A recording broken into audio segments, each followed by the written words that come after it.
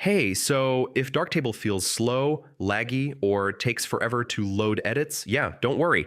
This is a common issue, especially with large raw files.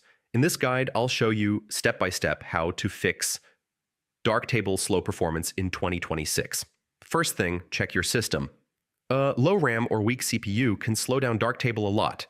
Next, close unnecessary apps. So, free up memory and CPU power for Darktable. All right, lower preview quality. I mean, high resolution previews can slow editing performance. Now, adjust cache settings. Increasing cache can improve smoothness when working with raw files. Next, disable heavy modules you're not using. So, this reduces processing load during editing. All right, check GPU acceleration.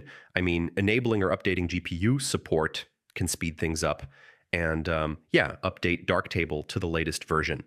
Updates often include performance improvements and bug fixes.